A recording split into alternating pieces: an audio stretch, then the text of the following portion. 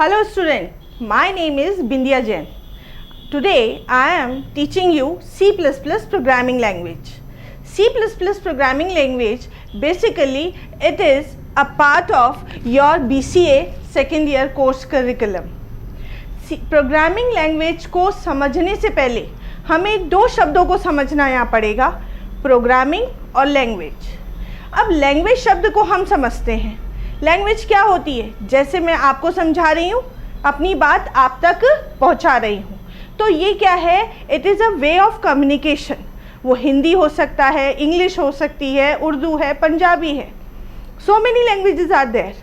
Similarly जब हम computer पर काम करते हैं तो कंप्यूटर पर जिस प्रकार की एप्लीकेशंस बनती हैं, सिस्टम से रिलेटेड जो भी वर्क होता है, उसके लिए हमें किसी न किसी एक पर्टिकुलर प्लेटफॉर्म की ज़रूरत पड़ती है, तो वही चीज़ लैंग्वेज कहलाती है। तो अब यहाँ जो हम लैंग्वेज पढ़ रहे हैं, जैसे C++ लैंग्वेज पढ़ रहे हैं, इसके अलावा बहुत सारी लैंग्वेजेस आप भी जानते हो, जैसे C लैंग्वेज है, जावा है, C++ है।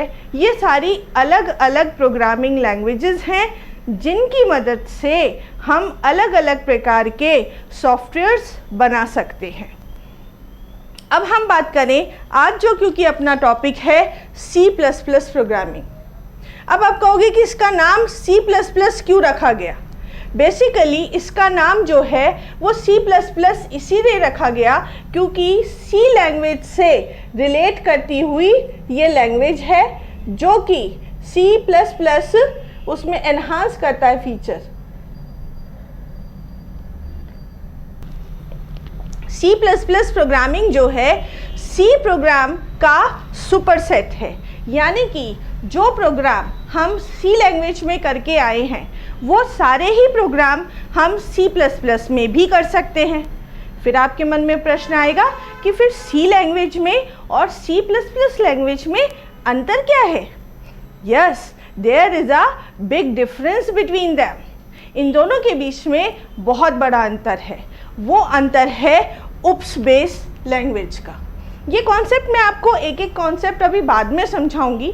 मेरा अभी आपको समझाने का मोटिव सिर्फ इतना है कि लैंग्वेज क्या होती है, कंप्यूटर पर हम लैंग्वेज को क्यों काम में लेते हैं और इसको सीखने से हमें क्या क्या फ़ायदा होगा। ठीक है, दो बात समझ में आई। मेरे को क्या बताना है कि लैंग्वेज क्या है। तो पहली बात मैंने बताई कि language it is one of the way of communication. ये जनरल भाषा में अपन समझते हैं। दूसरी बात अब हमें यहाँ समझनी ये पड़ेगी कि C++, जावा, ये सब प्रोग्रामिंग लैंग्वेज हम पढ़ क्यों रहे हैं। ठीक है, जब आप जानोगे तभी तो इसका आपको यूज़ समझ में आएगा। तो हम जो C++ पढ़ रहे हैं वो बेसिकली कंप्यूटर से related different kind of applications को क्रिएट करने के लिए, बहुत सारी ऐप समझते हो ना, ऐप शब्द अपन जनरल लाइफ में बोलते हैं, ये वाला ऐप डाउनलोड कर लो, ये कर लो, तो क्या है ये, या इट इज़ एप्लीकेशन प्रोग्रामिंग। ठीक है, अब आप क्योंकि BCA के स्टूडेंट हो, आपका जो टर्म है वो कंप्यूटर से रिलेटेड है, तो आपको C++, C लैंग्वेजेस, जावा, इन सब की जानकारी होनी चाहिए। तो C++ एक ऐसी लैंग्वेज है जो मिडिल लेवल लैंग्वेज है। ठीक है, दूसरी चीज़, ये किसने डेवलप करी, ये एक वैज्ञानिक हैं ब्रॉन स्ट्रप्स। जॉन स्ट्रप्स ने 1979 में बेल लेबोरेटरी के अंदर C++ नाम की लैंग्वेज को बनाया इन द सेंस उसमें नए और चेंजेस करे C लैंग्वेज के अंदर, तो इसीलिए इसका नाम C++ पड़ गया। अब आप कहोगे इसका नाम C लैंग्वेज ही क्यों रखा।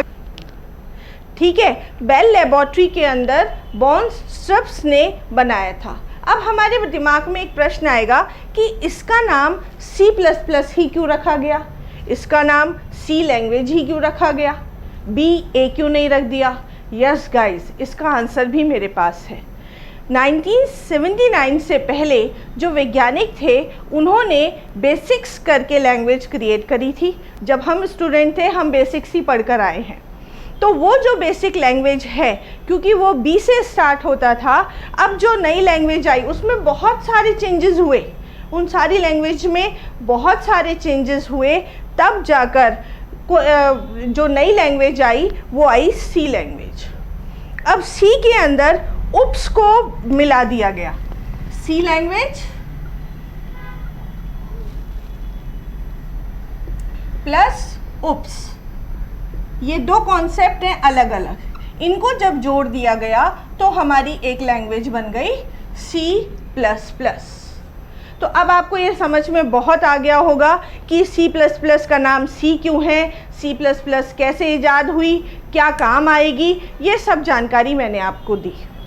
अब उप्स बेस्ड होता क्या, उप्स शब्द मैं नाम में ले रही हूँ तो इसकी फुल फॉर्म क्या है, it's a object oriented programming language.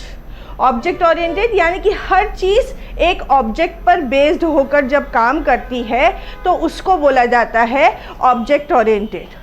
अब इसको जनरल लाइफ से अपन जोड़कर समझते हैं। आप लोग कोई भी काम करते हो, फॉर एग्जांपल आप पढ़ाई कर रहे हो, क्या पढ़ाई करो कि भाई मैं मैथ्स कर रहा हूँ, तो आपको कुछ सर्टेन ऑब्जेक्ट्स की रिक्वायरमेंट रहती है, लाइक आपको कॉपी चाहिए, पेन चाहिए, पेंसिल चाहिए, बुक्स चाहिए जिससे आप कुछ कैलकुलेशन वगैरह देखेंगे, पेन कॉपी करेंगे। तो वो ऑब्जेक्ट्स क्या हैं, बिना उस ऑब्जेक्ट के क्या आप मैथ पढ़ पाओगे, नहीं, बहुत समय तक हम उसको काम में नहीं ले पाएंगे यदि हमारे पास वो सर्टेन ऑब्जेक्ट्स नहीं होंगे। इसी तरीके से जब हम कोई प्रोग्रामिंग कर रहे हैं तो प्रोग्रामिंग के अंदर भी हमें सर्टेन ऑब्जेक्ट्स की ज़रूरत होती है। उन ऑब्जेक्ट्स को काम में लेकर हम बार बार उस चीज़ को अप्लाई कर सकते हैं, एक बार बनाएं और 1000 बार यूज़ करें। हर दिन पेंसिल खरीद के लाते हो क्या काम करने के लिए, नहीं, एक बार खरीद ली, कई दिन तक वो चलती रहेगी जब उसकी ज़रूरत पड़ेगी। यही फ़ायदा है ऑब्जेक्ट ओरिएंटेड लैंग्वेज का। तो इसी कॉन्सेप्ट को जब C के साथ जोड़ दिया तो ये बन गया C++ लैंग्वेज। यही उप्स का कॉन्सेप्ट सिर्फ C++ में ही नहीं है, जावा में भी है। और आज के मार्केट में जितनी भी लैंग्वेजेस आ रही हैं, जैसे PHP है, जितनी भी आर्टिफिशियल इंटेलिजेंसी से रिलेटेड, मशीन लर्निंग से रिलेटेड जितनी भी लैंग्वेजेस आ रही हैं, वो सभी बेसिकली उप्स बेस्ड होती हैं। इसके कितने फ़ायदे हैं ये धीरे धीरे अपन जब रोजीना क्लास में पढ़ेंगे तब जानेंगे कि कैसे ऑब्जेक्ट हमें प्रोग्रामिंग करने में हेल्प करता रहता है। तो यहाँ तक आपको बात समझ में आ गई होगी। एप्लीकेशन और सिस्टम प्रोग्रामिंग को बनाने में हमें C++ लैंग्वेज हेल्प करता है। अब इस बात को यहाँ समझना पड़ेगा, एप्लीकेशन प्रोग्रामिंग क्या होती है। मैंने अभी एक नाम लिया था ऐप, जो अपन साधारण भाषा में काम में लेते हैं। ये ऐप आपको क्या मदद करता है, स्पेसिफिक वर्क करने में मदद करता है। जैसे आपको मान लीजिए मूवी देखनी है, आप क्या करोगे, कोई भी ऐप डाउनलोड करोगे जो वीडियो रन करता है, उससे आप उस मूवी को देख पाओगे। आपको कोई सॉन्ग सुनना है तो आपको उसके रिलेवेंट कोई एप्लीकेशन रन करनी पड़ेगी। WhatsApp is a most popular app now in days. अपन लगभग रोजीना सब लोग कम से कम 15 से 20 मिनट रोजीना सब व्हाट्सएप पे बैठते हैं। तो क्या है ये भी तो एक एप्लीकेशन ही है, ठीक है। तो ये एप्लीकेशन भी किसी ने तो बनाई, किसने बनाई, उसने प्रोग्रामिंग कॉन्सेप्ट को काम में लिया और अलग अलग प्रकार की ऐप्स को तैयार करा। वही ऐप्स हम अपने सिस्टम पर रन करते हैं और जो काम करना चाहें वो आसान कर लेते हैं। आज कंप्यूटर ने हमारी लाइफ को कितना इजी बना दिया। आप सोचो कंप्यूटर नहीं होता या ये ऑनलाइन प्रोसेसिंग नहीं होती तो कोविड के इतने लार्ज क्राइसिस में हम कैसे एक दूसरे से कम्युनिकेट कर पाते, ऑफ कोर्स नहीं कर पाते। बहुत बड़ा हाथ है आप एनवायरनमेंट को सरल करने का इस ऑनलाइन सिस्टम का। यही फ़ायदा हमें ये सारी सिस्टम एप्लीकेशंस प्रोवाइड करती है। तो आपने यूज़ देखा, आज के एनवायरनमेंट में भी इसका यूज़ देखा, ठीक है। लास्ट जो बात मैं आपको बताना चाह रही हूँ वो ये बताना चाह रही हूँ कि C++ सी लैंग्वेज का सुपरसेट है, यानी कि वो इसको और एनहांस कर देता है। ये मैंने बच्चों आपको कुछ थ्योरेटिकल बातें बताई जो किससे रिलेटेड हैं, सी प्लस प्लस से रिलेटेड है। अब हम कुछ एक प्रोग्राम करके देखते हैं कि सी प्लस प्लस में प्रोग्रामिंग होती कैसे है। मैं आपको इतनी देर से प्रोग्रामिंग बोले जा रही हूँ, अब एक प्रोग्राम बना के तो देखें कैसा होता है। तो चलो अपन एक प्रोग्राम का फंडा देखते हैं कि क्या होगा। ठीक है, तो आगे मैं एक प्रोग्राम लिखती हूँ, फिर आपको प्रोग्राम वो चलाकर करना होगा। तो गाइस, मैंने आपको बताया अपन एक प्रोग्राम लिखते हैं, उस प्रोग्राम को हम कौन से सॉफ्टवेयर पे रन करेंगे, वो हमारा सॉफ्टवेयर है टर्बो सी प्लस प्लस।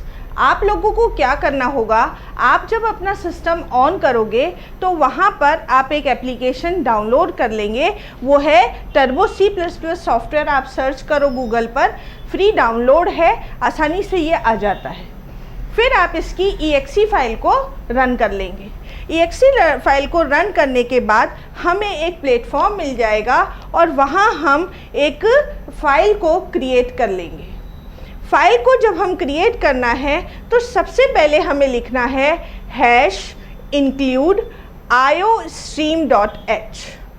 बच्चों, ये टेक्निकल शब्द हैं, ये मैं एक एक आपको समझाऊंगी कि हैश क्यों लगाया है, इंक्लूड क्यों लगाया है, iostream का क्या मतलब है, .h का क्या मतलब है। इवन मैं आप लोगों को ये कर्ली ब्रेसेस हमने क्यों लगाए हैं, ये एक एक चीज़ बताऊंगी। अभी मेरा मोटिव सिर्फ आपको C++ में एक प्रोग्राम कैसे लिखते हैं ये समझाना है। एक एक कॉन्सेप्ट पर अपन इस पर बात करेंगे। अभी हमें क्या करना है, हमारा प्रोग्राम क्या है कि हमें एक मैसेज प्रिंट करना है, हेलो वर्ल्ड। हमारी स्क्रीन पे क्या लिखा आ जाना चाहिए, हेलो वर्ल्ड लिखा आ जाना चाहिए। एक छोटा सा प्रोग्राम है बहुत, तो उसके लिए हमने क्या कोडिंग लिखी है, #include iostream.h, दूसरा #include conio.h। ये दोनों हेडर फाइल हैं। हेडर फाइल क्या होती है, क्या इसका यूज़ है, ये सब अपन बाद में डिस्कस करेंगे। फिर इसके अंदर हमने एक मेन फंक्शन बनाया। ये सबसे इम्पॉर्टेंट होता है, चाहे हम सी प्रोग्रामिंग की बात करें, C++ की बात करें, जावा की बात करें, सभी में हर प्रोग्राम में सिर्फ एक मेन फंक्शन होता है। ये बात बिल्कुल क्लियर अपने दिमाग में बिठा लीजिए कि फंक्शन तो बहुत सारे बनाएंगे, हजारों फंक्शन करेंगे, पर मेन जो फंक्शन होता है, मेन नाम का, इसका नाम भी मेन ही है और ये हमेशा सिर्फ एक ही होगा। तो हमने एक फंक्शन बनाया मेन, उसके आगे हमने एक शब्द लिखा है void। void is a data type. इसके बारे में भी मैं बताऊंगी कि डेटा टाइप क्या होते हैं, इस void शब्द का क्या मतलब है। तो मेन, और ये है फंक्शन का निशान, it is a symbol of function. तो जैसे ही आपको ये मेन और स्मॉल ब्रैकेट्स खुला और बंद मिले तो आप तुरंत ये समझ जाओ कि ये एक मेन फंक्शन है। It is called main function. Understand that? अपन आगे चले। यस, अब यहाँ मैंने लगाया कर्ली ब्रेसेस। कर्ली ब्रेसेस शुरू करा, स्टार्ट करा, ये बताता है कि हम मेन फंक्शन रन करना शुरू कर रहे हैं। सबसे पहले हमने एक फंक्शन काम में लिया, क्लियर स्क्रीन। ये क्या करेगा, आपके कंप्यूटर पर जब हम प्रोग्राम को रन करेंगे तो उसकी स्क्रीन पर पहले से जो भी चीज़ें लिखी हुई होंगी वो सारी क्लियर हो जाएंगी। इस चीज़ को मैं दूसरे शब्दों में समझाती हूँ। अभी जब मैंने ये प्रोग्राम लिखा तो बोर्ड पर पहले कुछ लिखा हुआ था, उसको साफ़ किया या नहीं किया? बिल्कुल करा। यदि बोर्ड पे पहले से बहुत कुछ लिखा होता और मैं आपको साइड में कोने में थोड़ा सा पढ़ा के समझा रही होती तो आपको ढूंढना पड़ता, मैडम कहाँ लिख रही हो, क्या पढ़ा रही हो, ऐसा ही है। तो इन सब से बचने के लिए हम क्या करते हैं, पहले अपनी स्क्रीन को साफ कर लेते हैं कि मैं ये बताना चाहती हूँ। तो वही काम इस फंक्शन ने किया है। इसका नाम है क्लियर स्क्रीन। शॉर्ट फॉर्म में इसको बोलते हैं CLR फॉर क्लियर और स्क्रीन के लिए SCR। और फिर हम ये फंक्शन का निशान स्मॉल ब्रैकेट को ओपन और क्लोज, इस तरीके से हमने इसको बंद कर दिया। तो ये एक स्टेटमेंट बन गई और सेमीकोलन लगाकर हमने इस स्टेटमेंट को यहीं की यहीं ख़त्म कर दिया। तो ये क्या करेगी, स्क्रीन को क्लियर करने का काम करती है। ठीक है। दूसरा, फिर हमने लिखा सी आउट। सी आउट भी एक ऑब्जेक्ट है आपकी क्लास का। ये क्यों है, कैसे है, कब काम में आएगा, किसने बनाया, ये सब जो प्रश्न आपके दिमाग में आ रहे हैं ना, उन सब के मैं एक एक जवाब दूंगी। अभी मत चिंता करो, अभी बस इतना सा हमें समझना है कि स्क्रीन पर हेलो वर्ड कैसे आ गया। ठीक है, उसके लिए हमें क्या करना है, सी आउट एक उसको काम में लिया ऑब्जेक्ट को, और डबल ग्रेटर देन सिंबल हमने लगाए, डबल कोट्स के अंदर हमने लिखा हेलो वर्ड, और फिर हमने डबल कोट्स को बंद करके सेमीकोलन। ये एक अलग स्टेटमेंट बन गई। ठीक है। अब तीसरी स्टेटमेंट हमने लिखी get C H. Get C H भी एक फंक्शन है। ये प्री डिफाइंड फंक्शंस हैं सारे के सारे जो अपन काम में ले रहे हैं, यानी कि पहले से इसकी डेफिनेशन लिखी हुई है, पहले से साइंटिस्ट ने इनको बना रखा है, सिर्फ अभी हमने अपने प्रोग्राम में जोड़ लिया। अब आपने पुराने जब फंक्शन किसी ने बनाए और उनको जोड़ रहे हो तो क्या आपका मन नहीं होता अपने खुद के नए फंक्शंस बनाने का? हाँ, जिनको प्रोग्रामिंग लैंग्वेज सीखनी है उनके दिमाग में तुरंत ये बात आएगी कि यार इतने अच्छे अच्छे फंक्शंस बना रखे हैं, हम भी तो ऐसे फंक्शंस की कोडिंग करना सीखें। तो गाइस, हम एक्सीड इंस्टीट्यूट के अंदर इन्हीं सारे फंक्शंस को और अच्छे से बनाना सीखते हैं, जिससे कि हमारी जो प्रोग्रामिंग कॉन्सेप्ट है वो अच्छे से अच्छा हो। ठीक है। एक्सीड इंस्टीट्यूट का हमेशा मोटिव यही रहता है कि अपने बच्चों को अच्छी से अच्छी शिक्षा दे सके। ठीक, तो अब हम आगे चलते हैं।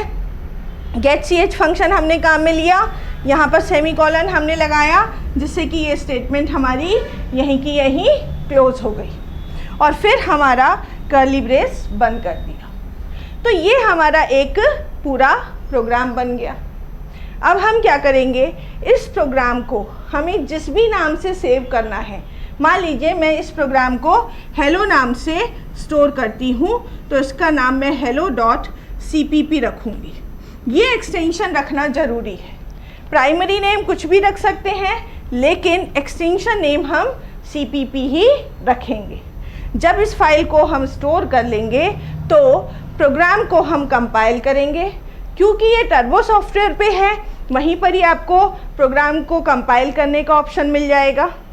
आप ध्यान से देखेंगे, अपन स्क्रीन भी एक बार मैं आप लोगों को प्रैक्टिकली दिखा दूंगी कि किस तरीके से हम रन करते हैं, और फिर हम रन करेंगे प्रोग्राम को।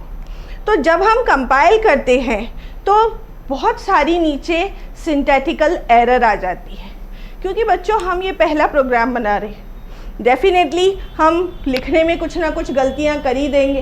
तो सिंटैक्स एरर का मतलब होता है ऐसी गलतियां जो हमने लिखने में कर दी। ठीक है, तो इसमें घबराने की कोई ज़रूरत नहीं है।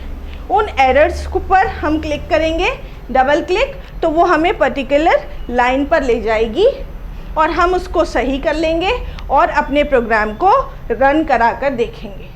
जैसे ही हम अपने प्रोग्राम को रन करते हैं तो हमारा जो आउटपुट आएगा वो कुछ इस तरीके का आएगा।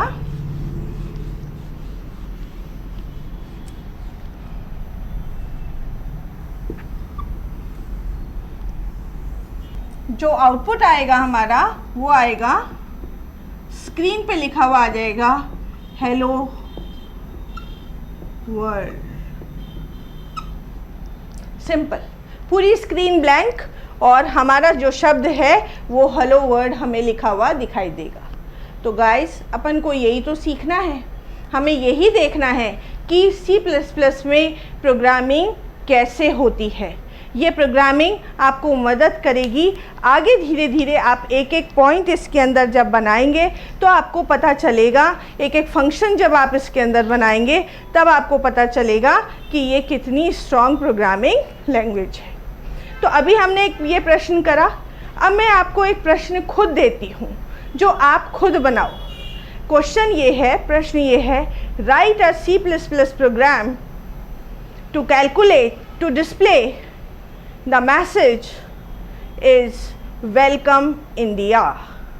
दोबारा मैं प्रश्न को रिपीट करती हूँ। मेरे आउटपुट को देखकर आप खुद एक प्रोग्राम बनाइए जिसमें मैसेज प्रिंट होना चाहिए वेलकम इंडिया। अब यहाँ पर हेलो वर्ड डिस्प्ले ना होकर क्या लिखा आना चाहिए? Welcome India.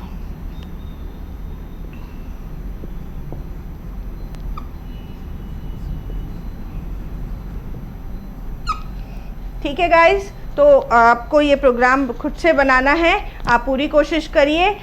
आगे की क्लास में मैं इसका सॉल्यूशन भी आपको बताऊंगी, जिससे कि आप सही प्रोग्राम आपने बनाया है नहीं बनाया, आप उसको मैच कर पाएंगे। तो आज की क्लास में अभी हमने जो पढ़ा, सबसे पहले ये पढ़ा कि सी लैंग्वेज क्या होती है, C++ लैंग्वेज क्यों आई, किसने इजाद करी और उससे हमें क्या क्या फ़ायदे हैं। और हमने साथ में ये भी देखा कि एक छोटा सा प्रोग्राम कैसे बनाया जाता है, हेलो वर्ड जिसमें डिस्प्ले हुआ। अब आप खुद एक पेन और पेपर लीजिए हाथ में और खुद कोशिश कीजिए एक प्रोग्राम बनाने की जिसमें आउटपुट आना चाहिए आपका welcome India. Thank you guys.